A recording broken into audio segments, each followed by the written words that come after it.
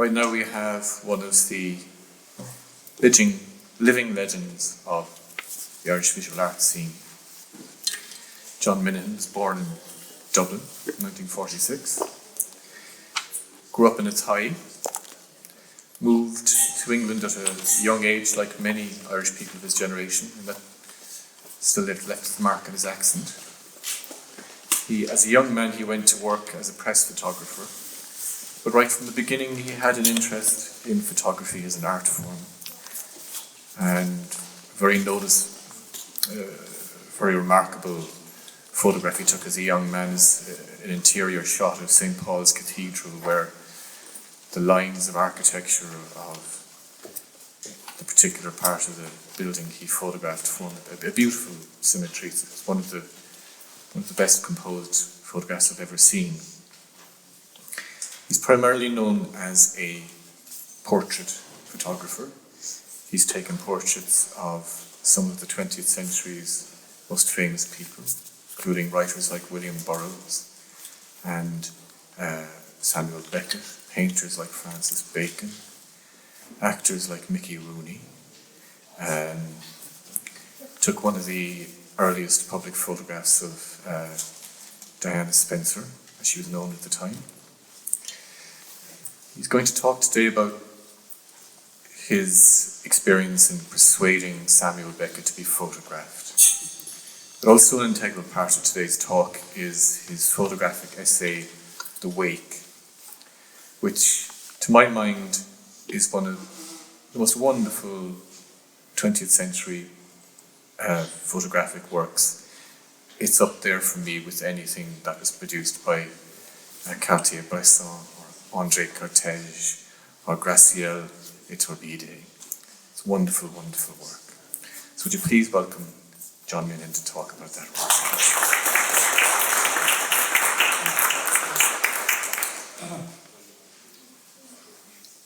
Pat, that's the best introduction I've ever had in my life. Thank you so much. And I want to thank you, Pat, over the last 15 years. Pat invited me to take photographs of the writers at the Cork Short Story Festival.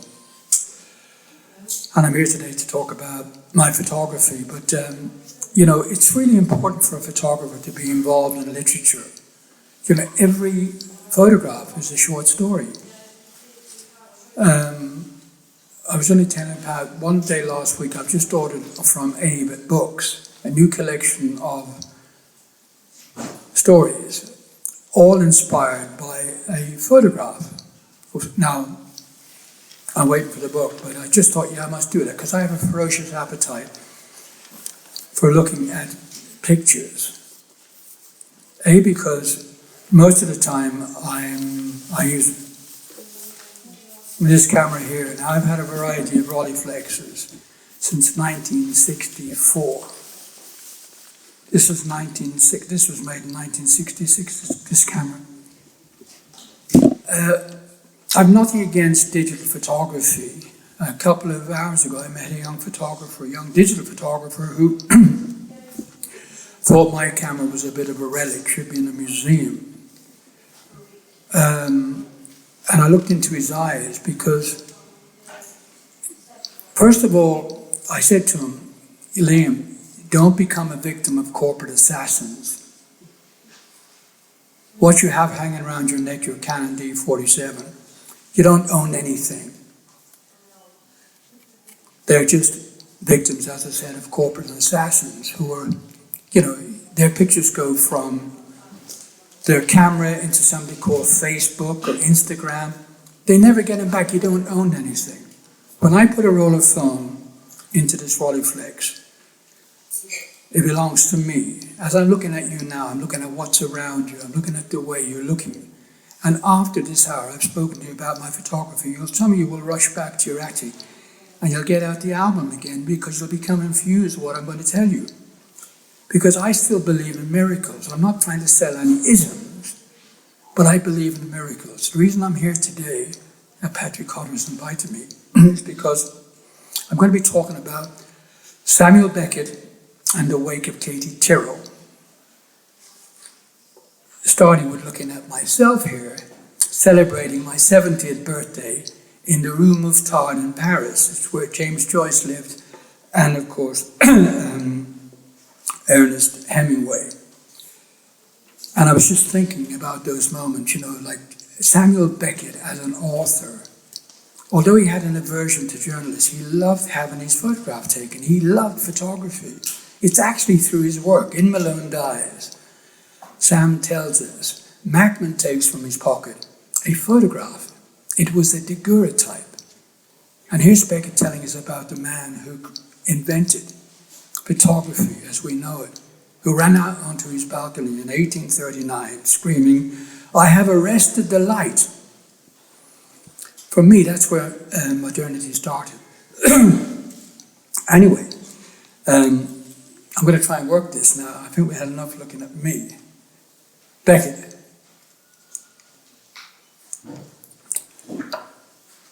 Samuel Beckett came to my attention in the summer of 1969, some 50 years ago this year, when he won the Nobel Prize for Literature. I remember it wasn't a great time to be Irish in London because the IRA were bombing London, and it was a strange time. We're in strange times still. I don't think we moved out of these things. But it was a backbench sub-editor screamed across to the picture desk, scornfully, "Some obscure Irish writer has just won the Nobel Prize for Literature."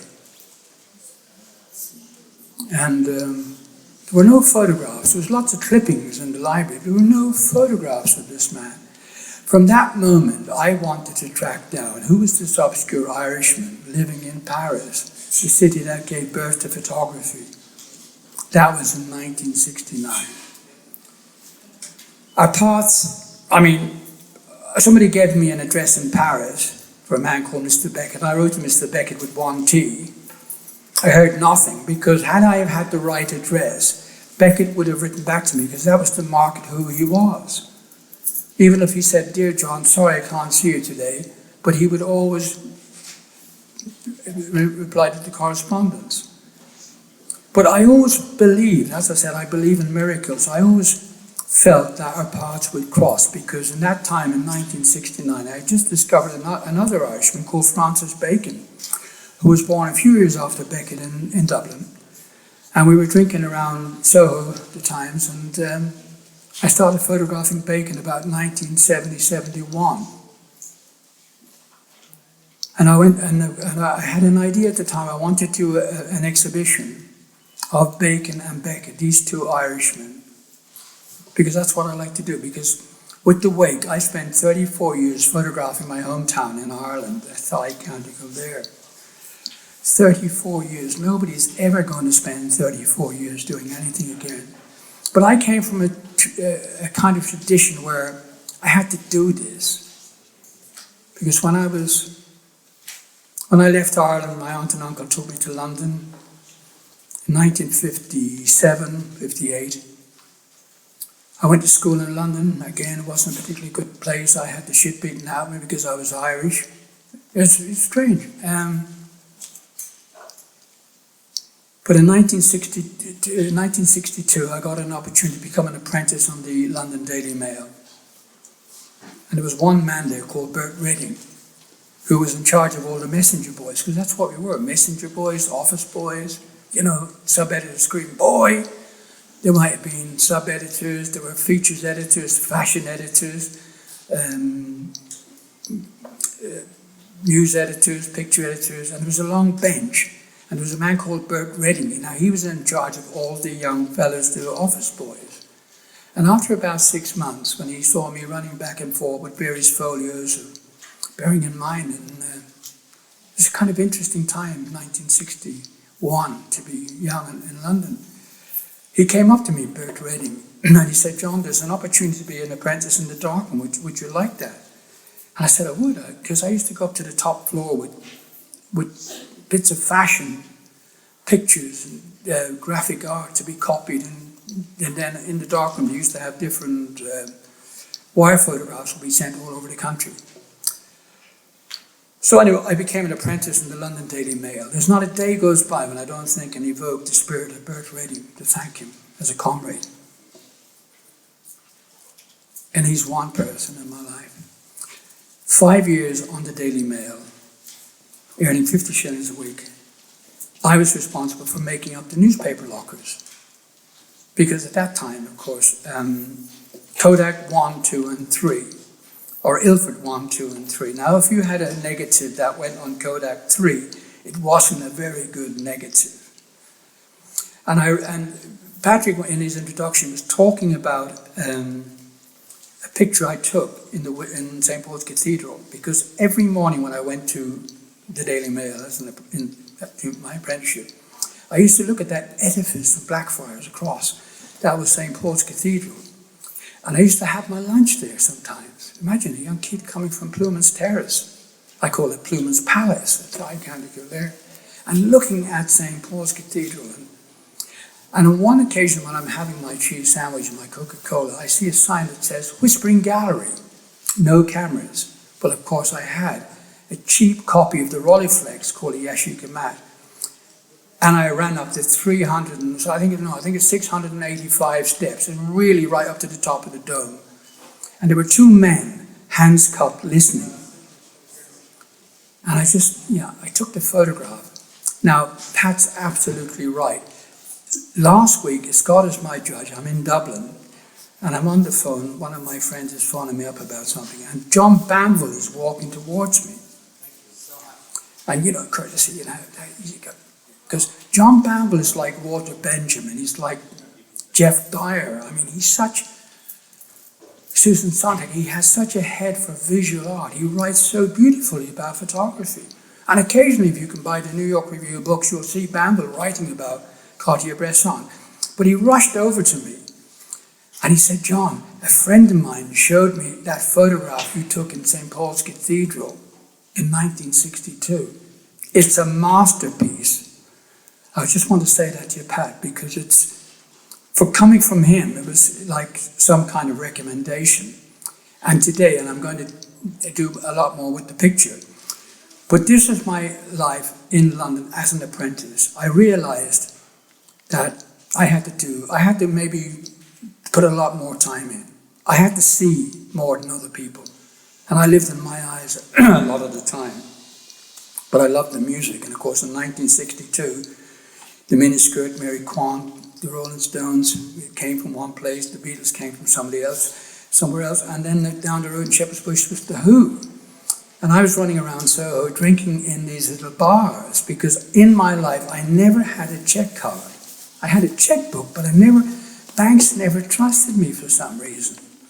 I didn't, but I knew some really trusty publicans in Kilburn, in some of the ghettoized areas in London, and they changed my check, but particularly in Soho. And I spent a lot of time in Soho photographing the bands. Ronnie Scott, Van Morrison came up a few times, the Animals, and of course The Who. On the second night of their residency, I was there doing the pictures. I was being paid 50 shillings a week, but Melody Maker, Disc Magazine, NME, all these magazines, and of course I was in the darkroom, so I could do the business. I could put a film through that whole organic process today, as I said, of buying film, putting it through the camera. It only takes 12 pictures. That's an anathema to this young Liam. Only 12 pictures. He's not thinking. We don't touch photographs anymore. I am a collector of photography. I love looking, like somebody said to me, when is the first time you saw a photograph, when you saw it? And I thought, probably when I was taken to Mass, aged about 5 or 6 in Athy, County Kildare. There was a woman, or a lady there beside me, and her prayer book was bulging with Memoriam cards, which were very, at the time, this is what one associated with the kind of Ireland that I'm very proud to come from. And I saw this muzzy black and white photograph in the Mass card. And that's never left me. And of course, like someone was saying today about, as a photographer, I spent a lot of time photographing writers, particularly poets, because, certain photographers will take memorable photographs, as certain poets will write memorable lines. And one of those lines, of course, from in 1984. Interesting year, that, 84. I was in Belfast covering the Troubles, and I met Brian Keenan. And over a few pints, Brian was saying to me, "John, you must photograph my poet friend, Padraig Fiúk, who he did his thesis on in Kildare University." I said, "I'd love to do that, Brian." Yeah. The next day, he brought him down. We met in the Crown Bar across from the Europa Hotel. And I photographed this incredible poet called Fiúk, who seemed to spend all his time drinking teacher's whiskey. That's all he wanted, bottles of it. And then we walked back to his apartment, and I photographed him with Brian, with a calendar that said 1984. In 1986, Padraig Fiúk, his friend Brian, is kidnapped in Beirut. I bring over Padraig Fiúk to London to do readings, to keep the memory of Padraig Fiúk alive. And I had the photograph, because they were always telling us about Terry Wade in the paper, he's English, and John McCarthy. But Brian Keenan's from East Belfast. Nobody was talking about Brian. And anyway, I had actors reading the work. Padraig would be in the middle drinking the teacher's whiskey. But one of his lines in a collection called Mr. Terribilis, published by Blackstaff, and it's called More Terrorists. And one of the lines is, "The prayer book is putting on fat with in memoriam cards." I kind of like that, you know. I mean, I thought, okay. So I kept photographing Padraig Fiúk with other poets as well, because Padraig died in January this year. Like, if I mention poets to you, invariably we'll know who they are. They're all from the north. Seamus Heaney, Francis, Derek Mann, Paul Muldoon, Longley, Kieran Carson, Frank Ormsby, and Padraig Fiúk, the poet of the Troubles. Padraig Fiúk was to poetry what Francis Bacon was to painting. But unlike Bacon, Padraig was in the literary wilderness. And as I said, he died this year, aged 94. And our President Michael D, went to see him a week before he passed away. And last Friday, I was invited up to the Oris on Uachtaran. Did I get it right? Oris on Uachtaran. I like that. And I had this photograph of Padraig, which I wanted to give to Michael D. And his assistant, Kevin, said, "John, give it to him yourself. He wants to talk to you." So I was kind of excited. Eventually, he called me, we were chatting away, and I gave him the photograph of Padraig. When I took him over to London, I was living for a while down in Oxford, and Padraig was really interested in the First World War poet Edward Thomas, who wrote that poem Addlestrop, which was a railway station, which inspired the poem when the train stopped at the station. The village is still there, but of course the station is gone. So I took Padraig down and photographed him sitting down. He was very joyous, and I think, but it's going to be part of an exhibition, and maybe one year, maybe Patrick, we might have it down here. Anyway, Michael D has that now. So this is how I am so passionate. You know, as I said, my oratorial skills are not like Boris Johnson. But I can crack a few jokes, because people think when you mention Beckett, he's dull. And he's not. A couple of years ago, when I came to live first in Skibbereen, a farmer gave me a dog, one of those little kind of sheepdog puppies, which I called Beckett. And in the summer, that summer of 1996, I was in another incarnation then. I took myself and the dog, and we went down to Inchydoney Beach. So Beckett is running around, and in the distance there's a man walking towards me with his dog. It's an Irish red setter. And I'm going, "Beckett, Beckett," and he's going, "Sam, Sam."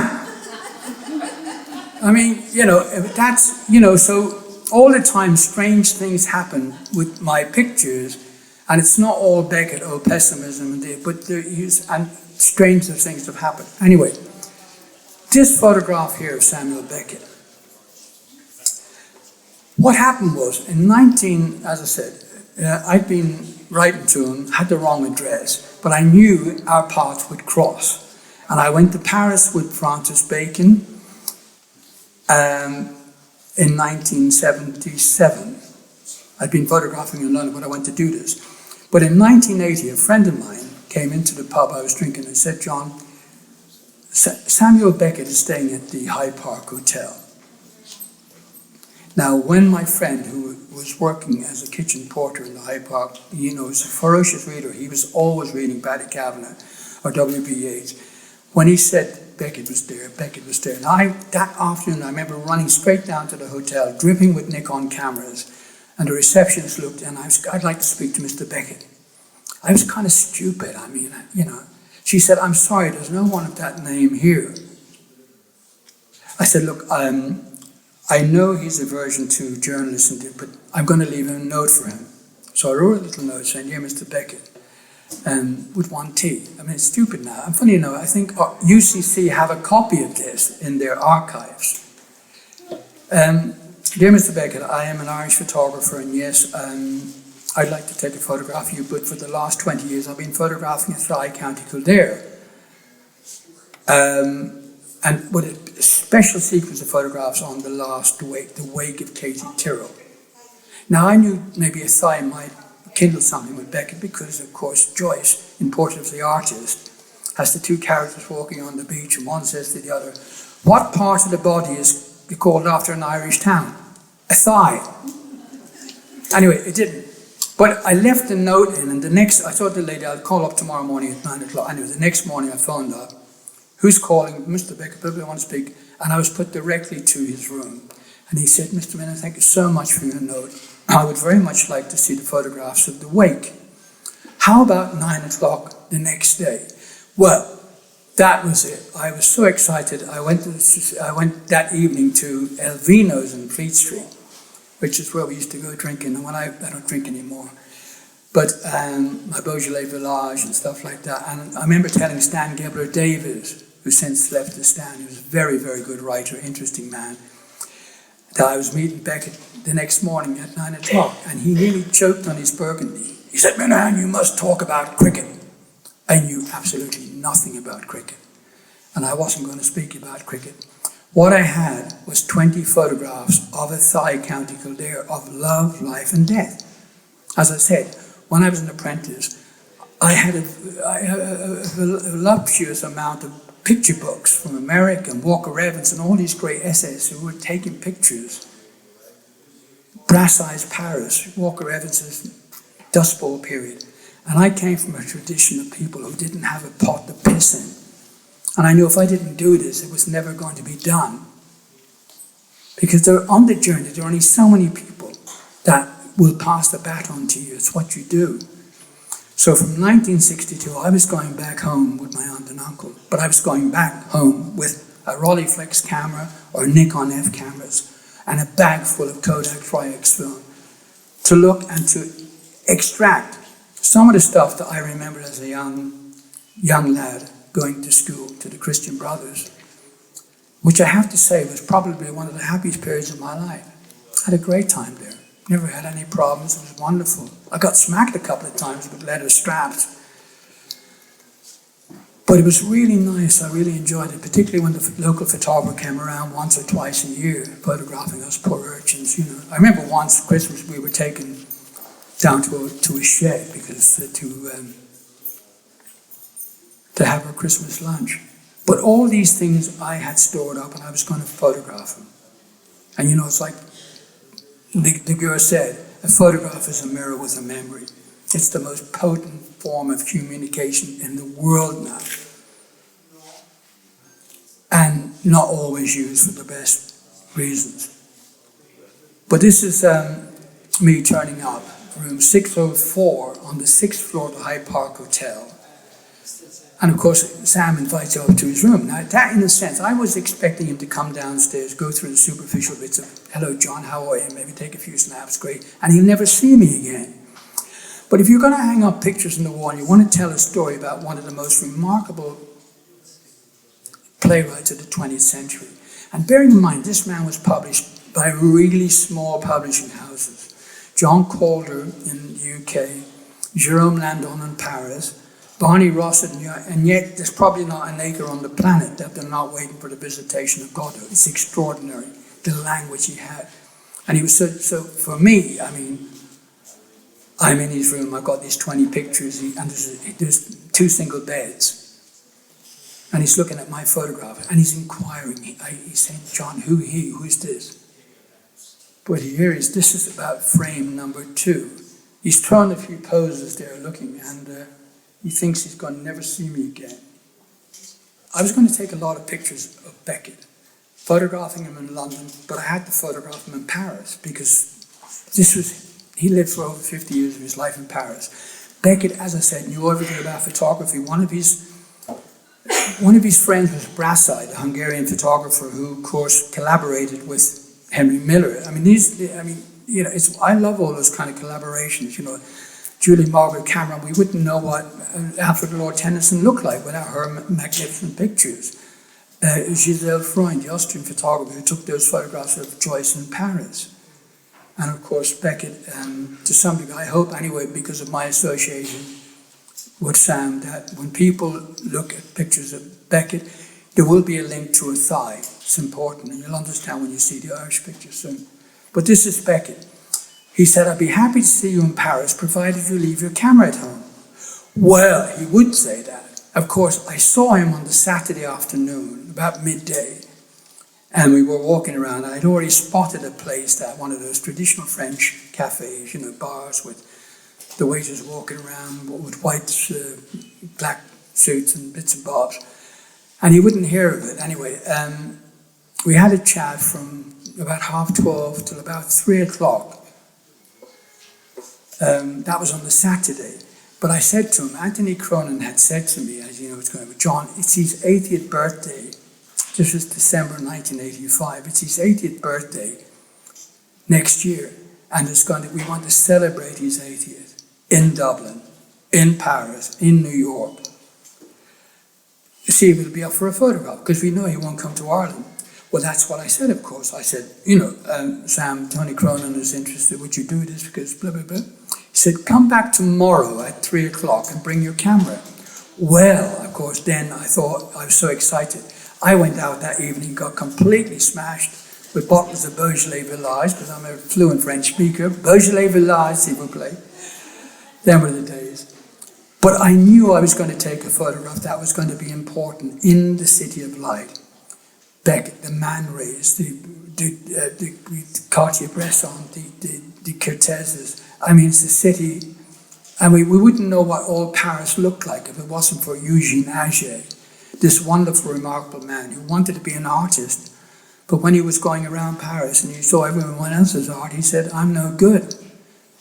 And I admire him for that. Wouldn't it be wonderful if more people thought, I'm just no fucking good, and do something else, But Eugène Auger started taking photographs of all Paris, and the pictures he took, he would sell what he called, they were documents. He would sell those photographs to the artists at the time. Very distinguished. We don't know who they are now, because they've gone into the long distant past, I suppose. But we know Auger. And of course, Samuel Beckett knew about all of this stuff to do with the photography and had asked me, he said, John, are you familiar with Brassai's work? Of course I was. He said, Beckett told me he was his neighbor in Paris, and he knew Brassai as the sculptor. And in 1985, Beckett still had a piece of his work. So, he was very familiar with how important photography, and of course, when you look at the plays, they're beautiful to photograph. 2 tramps waiting in the country road, a woman up to her neck in a mound of sand. His most autobiographical piece, of course, Kraft's last tape, that revelation he had on the jetty. And of course, when I met him at 3:00 the next Sunday morning, I had actually gone down to Père Lachaise that morning to take a photograph of the Oscar Wilde monument, because I wanted to have something to talk to Beckett about. Because he'd say, what you do today? I said, well, I went to the graveyard. And of course, I didn't realize then how important Père Lachaise, with many of his friends, are buried there. But 3:00, 3:30, 4:00, 4:15, I think it's never going to happen. And about 20 to 5, he says, John, do you want to take a photograph here? So So this picture was taken on a Hasselblad, because Hasselblad lent me a camera with 35mm. And of course, I'd already designed the shot, because I arrived in this space an hour before Sam arrived. So I wanted to be by the window, because the most important thing for a photographer is light. And when Sam saw me walking in, he started smiling, because he knew why I was sitting where I was sitting. The previous day, we were in a very secluded place at this hotel full of Japanese tourists. But when you read the picture, I still love looking at the photograph. In fact, an American artist said to me some years ago, John, I've done a thesis on that, because if you look at Leonardo da Vinci's Last Supper, the centrality of the panels, and where he had wooden cups, where you have those cups. And he said, it's an interesting how Beckett's eyes have left you, but we know he's there, we know that's your cup. And of course, the available light's disappearing and the artificial light's coming on. But I wanted to get a picture that said, this is Beckett in Paris. And of course, I think I succeeded. 4:45, after it was virtually all over, it's getting dark. Here's Beckett. We're saying our goodbyes. And he's wearing a turtleneck, what do you call those coats? Duffel coats, yeah, a tartan duffel coat. And I did some more photographs there. This is Beckett directing his masterpiece at the Riverside Studios in London. And he's directing Waiting for Godot. And the man looking lovingly into his eyes is his friend, a wonderful director, German director called Walter Asmus, who Beckett trusted with the work. And of course, if you can imagine, this is 1984. I'm trying to be as discreet, because I had said to Sam in the hotel, would you mind if I come to the studio while you're shooting the pictures? And he said yes. He knew I'd be very discreet. It's 1984. I'm going to try this again. Everything about Beckett is important. This is Beckett's car, which I photographed in Dublin in 1999.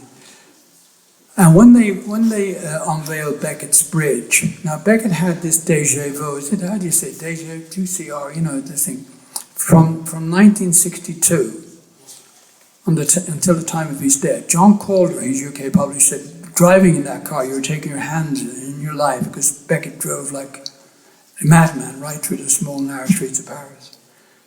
But when they built the Beckett Bridge in Dublin, I had suggested to somebody in the council that the first car over the bridge should be this car. But of course it fell on deaf ears. Of course, because these things do. So anyway, but I have it. That's the logbook, and of course when you have a look at this, you see the thing. But and of course, this is 1980. This is Beckett directing an American actor called Bud Thorpe in Endgame. Bud is playing club. After rehearsals, people would turn up, and there's Bud Thorpe with his head in his hand. And of course, the man with the white hair is Alec Reed, a friend of Beckett's at Trinity, who wrote a very interesting book about Sam. I'm just going to, because you can't take a bad photograph of Beckett. I mean, you just can't. This is a sequence of pictures I took, and some of the actors, when he comes out of the theatre, he's asked to come over and join some people.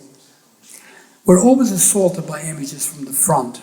I remember seeing a photograph of Joyce in Paris with his hands on his hips and an umbrella hanging, very in a kind of Chaplin-esque kind of way. And I thought it was such a nice picture.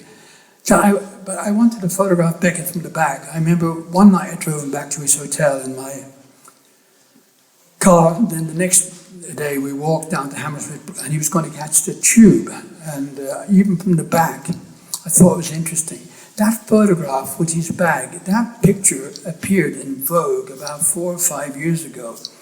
And in Vogue, suddenly, Beckett's bag became a Louis Vuitton, or whatever, one of those.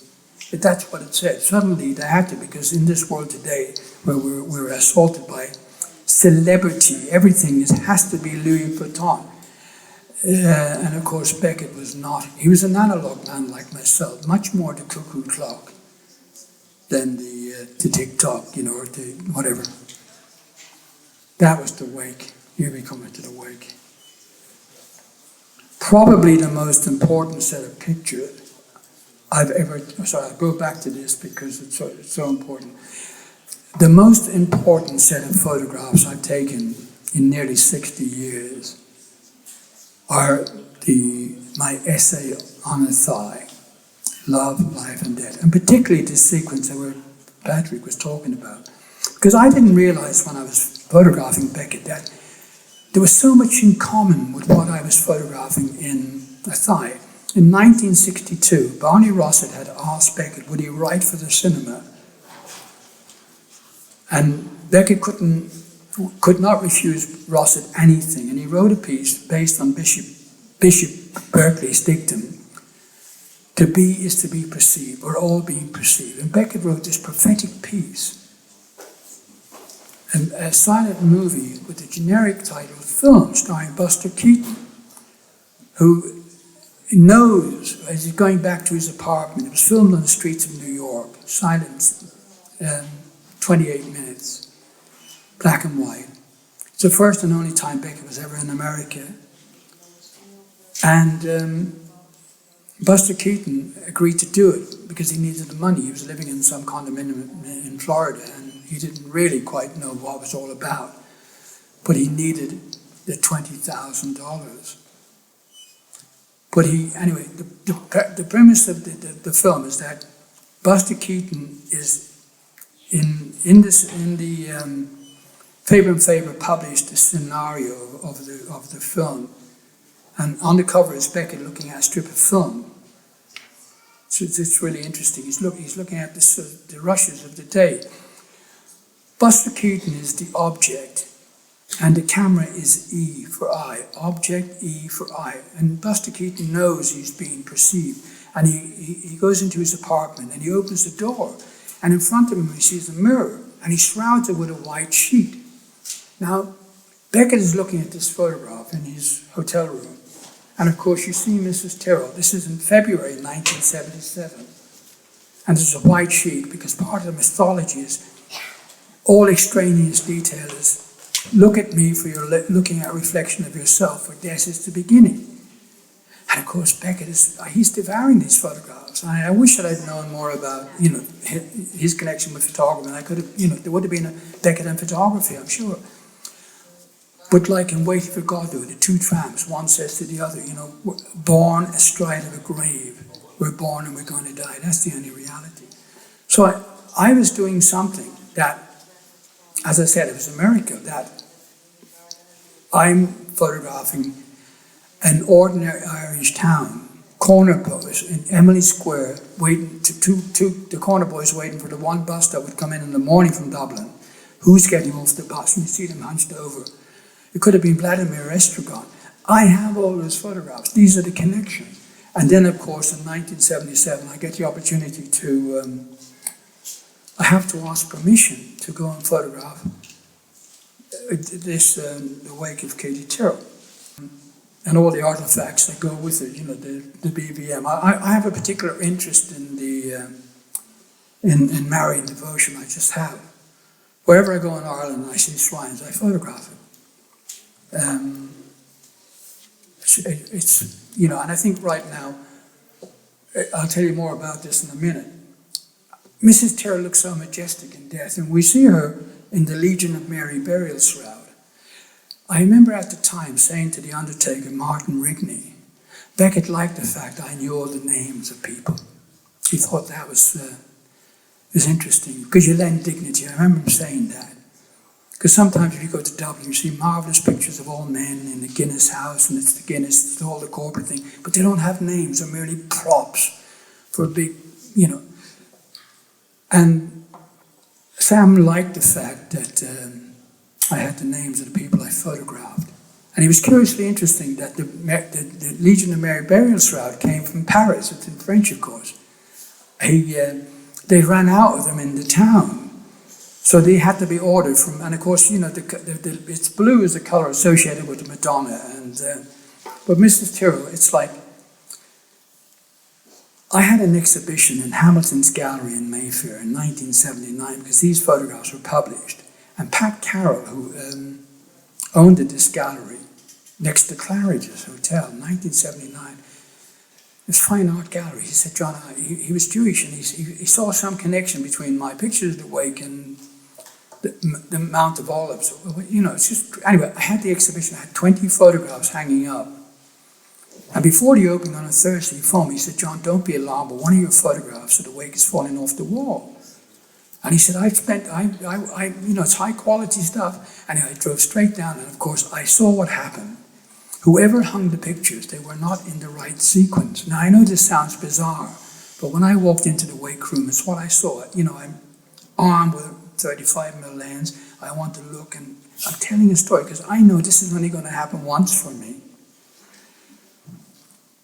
And I'm going to be talking about it, and I have been for years. And I put the picture back in the right place, and it worked.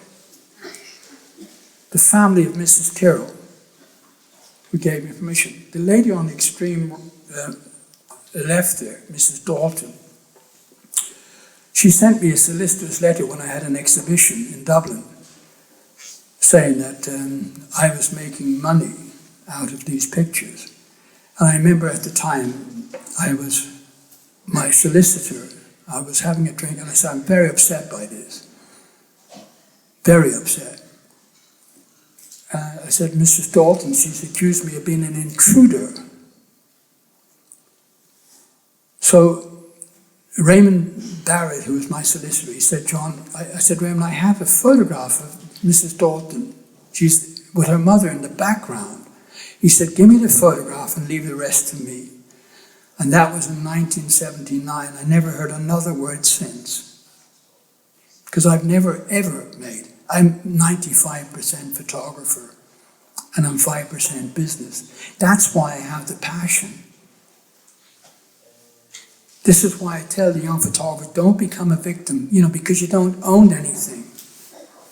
What you're seeing here now is in the library of UCC, and they'll be there long after I'm dead and gone. And, well, maybe you'll look up in heaven and evoke me and say, where are you, Minihan? And I'll light up the sky, because you've got to believe in things, And of course, in death, Martin Rigney, the movement, the energy. But Mrs. Tyrrell is like a statue. She's still commanding your attention. Look at me, for you look in our reflection, but death is the beginning.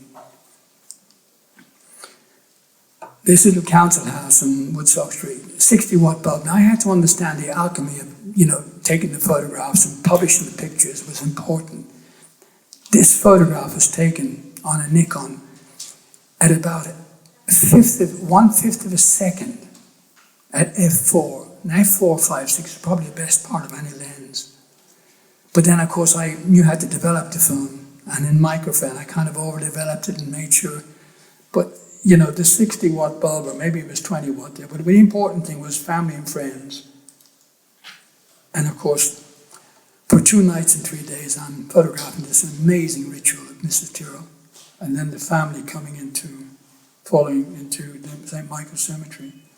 And of course, what was very evident back in the 60s for me and the 70s, people weren't flush with too much money. So in the graveyards were full of these metal Celtic crosses.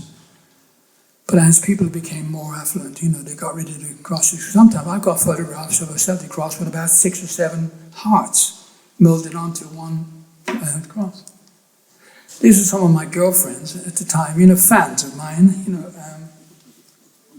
because, something about, no, I remember once, some many years ago in Ireland, they had this lavish publication called Hibernia. And I was asked to submit some work. Now, what they really wanted was pictures of Francis Bacon and Samuel Beckett. So I brought up 20 pictures, and I remember at the time a nice man called Kevin Kelly, who was the publisher and founder, and I had 20 photographs of Athy, of the wake, and other things. And we had this lunch with his designers, and they were completely and utterly aghast because, John, we can't put these in the magazine, because this wasn't the Ireland they were trying to sell, of course. But this was my Ireland. This is where I came from. This is why I am a photographer, because I'm trying to capture the tradition I came from, that I believe in, which every day is, being eroded as we speak. And I believe in these people, and Katie Tyrrell. In Memoriam. It goes back to me in the mass cards. I have a real passion for collecting carte de visite. You know what I mean? Those little old Victorian cards. I love them. I got hundreds of them. Because they all dressed up the people with their family to be photographed with, their dogs and their kids and the this and in Memoriam. Seamus Heaney. I was asked to photograph Seamus for his 70th birthday in 2009. Everybody says to me, what book is he reading? Well, I did remember at the time, I think he was reading Thomas Merton. But Seamus was very special, very kind to me. And there have been some people on the journey very kind to me. I remember the ones who are not, and I'm still alive, and I'm going to be alive for a while. To address things, you know what it is? Kick a little ass down the line. Because, the one thing I have a low tolerance for now is phonies. I am the real deal. Thank you, Pat. Because he helped create me, Seamus, when I took this photograph, he sent me a note saying, John, you caught me in my inspirational Aaron sweater.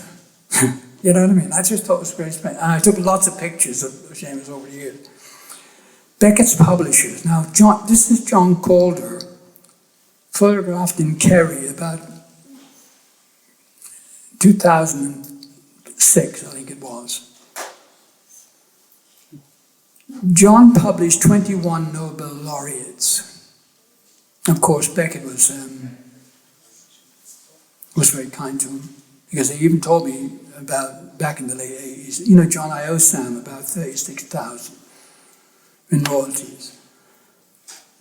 Now, when I had the photographs of Beckett, John came on to me very quickly because he wanted to use my photographs for his books. And at that time, he was only publishing his books with titles, no images. And I said to him, John, do what Penguin have done. Those, just put a photograph of Beckett on the front, and believe me, it'll make a difference. Because people, for some reason, young people particularly, there was some kind of spiritual thing about Beckett. Why he should be like this, I don't know, but a lot of young people.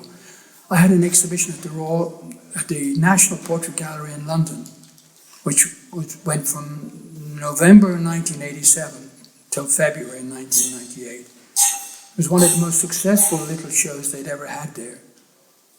And it was mostly young people who wanted to go and see Sam. But this is Calder. Of course, on the journey, I had the exhibition of Bacon, Beckett and Burroughs. And of course, Francis Bacon could not see any parallels between Samuel Beckett and his own work. But of course, there's lots of connections. Bacon, they both had similar. Giacometti was a great friend of Bacon, but he was also a great friend of Beckett's. And in 1962, Giacometti designed one of those skeletal trees for an early production of Waiting for Godot. And I remember some years ago when I was drinking, I was a bit flush, and saying to Edward Beckett, Edward, whatever happened to that Giacometti tree? Oh, he said, yes. He said, Jean-Louis Barrault, who was a French actor who I photographed also, was the director of the theatre, the Odeon Theatre in Paris, near the Luxembourg Gardens. The Odeon Theatre, And Barrault was the director there. And during the student riots in the very mid-60s, Barrault left the doors open for the students to rampage through the theatre and completely destroyed everything in their wake. They just destroyed Giacometti tree. But I understood that Francis Bacon, of course, Beckett was like a Leopardi poem, it's deep, you have to really go down. Bacon, of course, spent his life painting his life on canvas. He loved drinking, and somebody said he loved the pleasures of pain. So many times he had his teeth knocked out, but he could well afford to have a new set put in. But this was the man, Francis Bacon. This is Padraig Fiach, the poet I was telling you about. The first photograph I took in Padraig in his flat in Cromwell Road. He looks like a poet to me. And I know when I saw President Higgins last week, how touched he was to have that photograph of Padraig Fiach, which was a pseudonym for a man called Patrick Joseph O'Connor, who was born in the Falls Road. When he was about 8, his parents took him to New York, and of course this is where he had his, he was taught by Padraig Colum, living in Manhattan's Hell's Kitchen. Yeah, Padraig Colum, he knew Padraig Colum, who was teaching in New York at the time. And, Padraig was full of all this, stuff. He understood the Greek tragedy bit. Edward Thomas was one of his favorite First World War poets, and he was delighted. Oh, sorry about that. In the world today, in the sinister world we're living in today, which is getting blacker and blacker, with gangsters running the world, corporate assassins,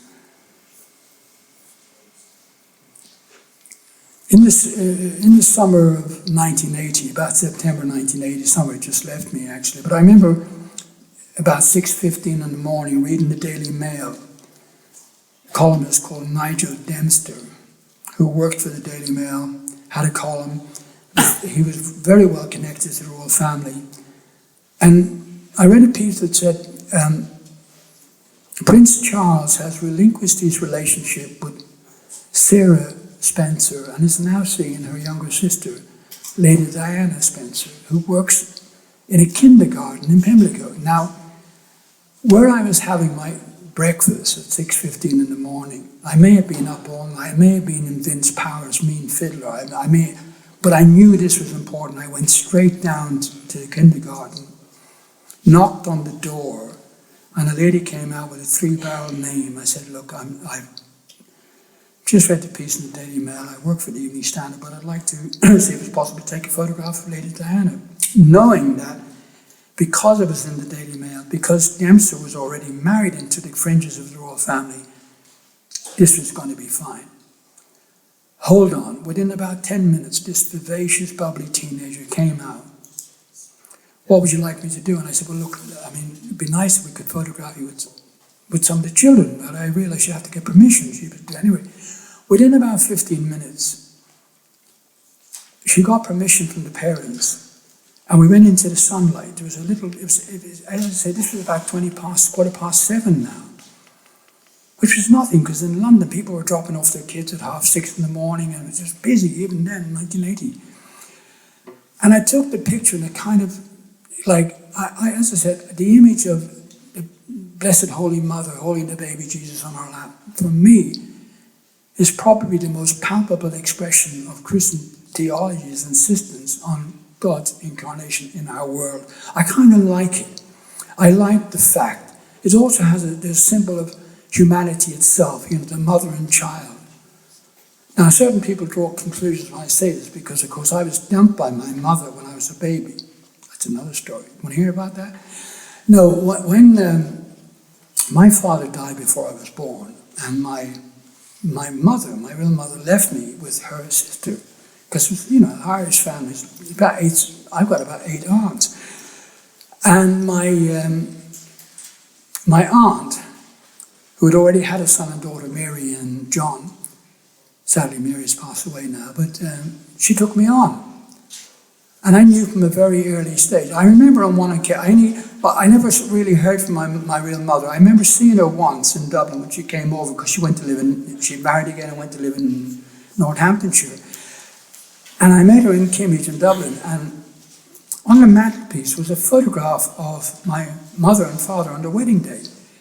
And she looked at me and she said, "You're not as handsome as your father." Now, I'm only about 6 or 7. I mean, if that, I mean, I thought, well, but even then I knew this is kind of strange. But my mother did me a favor, because I knew at that moment, whatever happened, she lit something inside me, a light that's never been extinguished. And when I say I believe in miracles, and I'm 73 years of age now, and I still have things to do, and I know God will spare me to do some of the things, because I have to do them. I have to tell this story. I have to tell the truth. Everything you're seeing here today is my truth. These photographs will endure because they're honest. They're in black and white, which is in a sense in memoriam. We see in color, but I've always, and I knew when my mother, when I was happy, I thought, oh yeah, that's so strange. But she did something because she had 4 sons. And I've never really, I mean, I gather, I understand one of my half-brothers, he gets annoyed when I tell stories like this. But I never ever, my aunt, I never had a Christmas card, I never had anything. And my mother died about 15 years ago. She was about 89. But she did light something inside me which has never been extinguished. And I like to tell the story because I think it's relevant today. It's relevant to who I am as a photographer.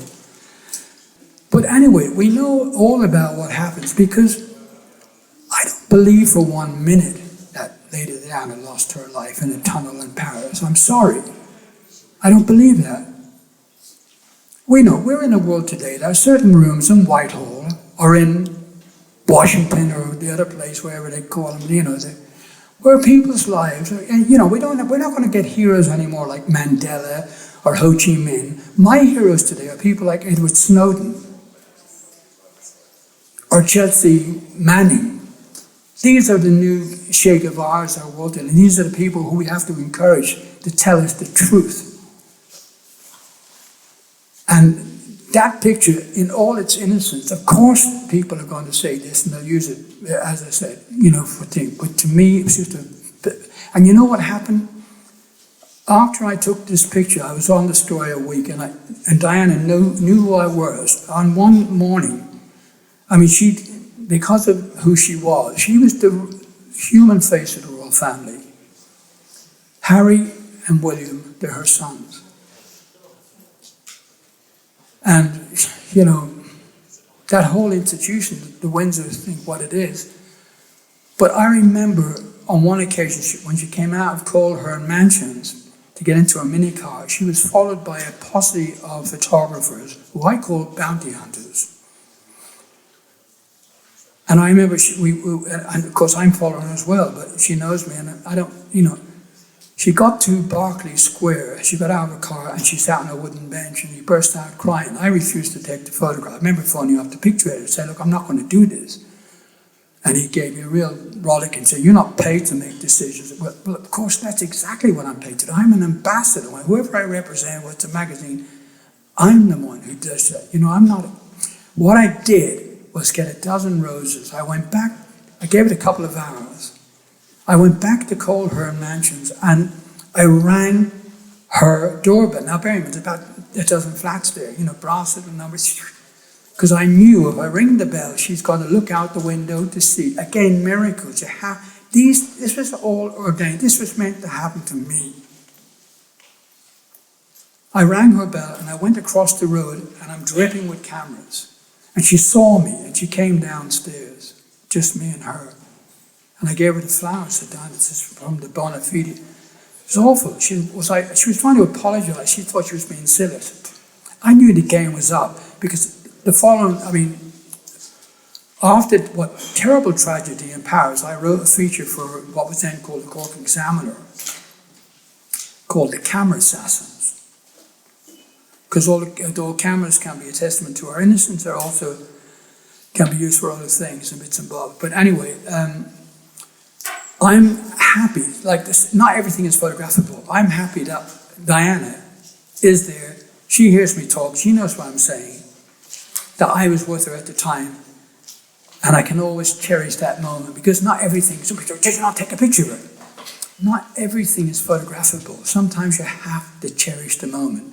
Like when I was with Francis Bacon in his studio back in 1985, I needed a new picture.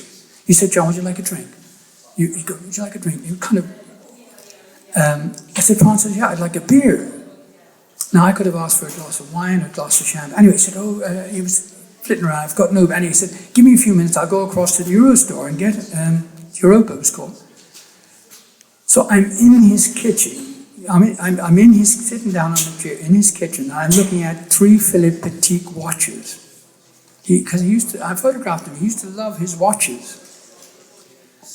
And I'm looking at triptychs and his work, and it's incredible. And I know this is important because from the 60s, Bacon's work was ridiculously expensive.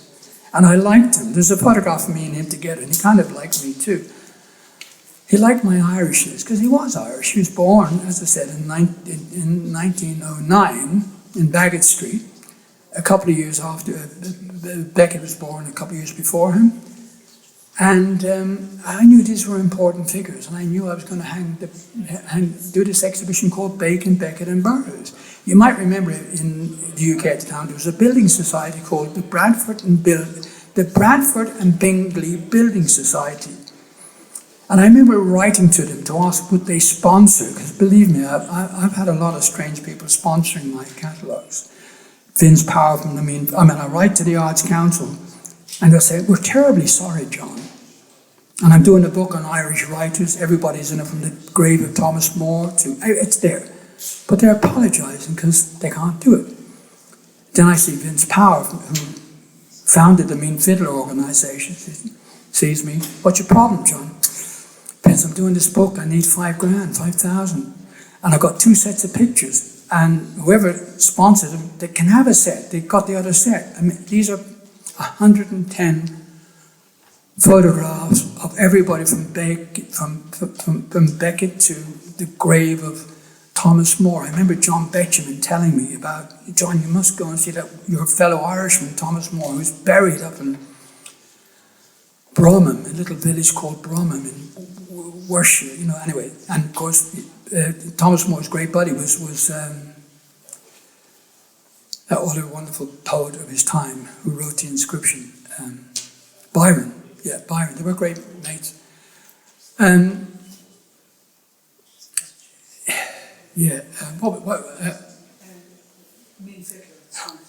Vince Power gave me the money. He said, "John, send the invoice to Mean Fiddler Holdings. If you get the book, it's on aid now. It's going up in price all the time. But you see, sponsored by the Mean Fiddler organisation. A catalogue I did called, from the exhibition Bacon, Beckett and Burroughs, is sponsored by the Clancy Group of companies. I mean, but I'm grateful to people like that, who've helped me. Because I've never understood the science of just being in Merrion Square and somebody say, "Don't worry, John, I'll take care of that." Never had that kind of luxury. This is why I've got to hang around and do things. But Diana Spencer, what happened 17 years down the road from when I took that photograph, I don't know. All I know, the world has always been dark, but we're spiraling into a darkness now, which is getting, weirder and weirder and weirder.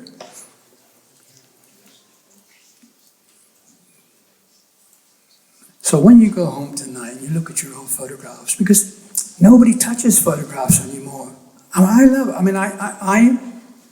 Last week, I was having breakfast 2 weeks ago with Derek Mann, the poet. Very fine poet, we were talking about here today.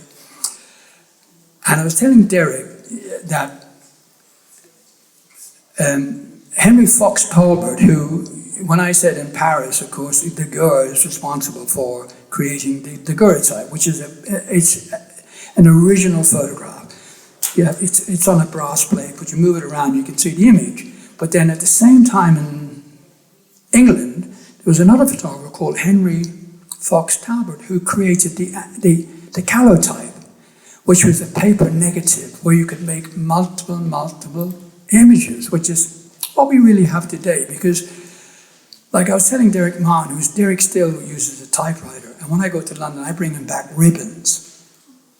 Because I have as much trouble trying to buy film as he does trying to get ribbons. Now, I happen to know a good old Armenian man who fixes Remingtons and stuff, and he gets me the ribbons. But I was telling Derek that Fox Talbot and Thomas More were great buddies. Tom Moore lived very close and had his image. He was photographed by Fox Talbot. And Derek became very excited by this. And I brought him down the biography. There was a lot of stuff in Laycock Abbey where Fox Talbot was. And, somewhere down the line, that might be one of Derek's poems in there, but that kind of stuff really interests me. This is why I keep buying. The card you visit, they're so cheap. It only costs about a nickel, a euro. You can buy a card. I'm hoping one day I'll pick up the Thomas More card to visit, which I'll have, it'd just be interesting. But I love touching photographs. I love looking. I love, as I said, the idea of the mass card in remembrance. Because that's who we are today, that's what it is. And, I don't know what's on here. I am going to add more pictures up there, but that's all I have so far. What do you reckon about it? I think fine.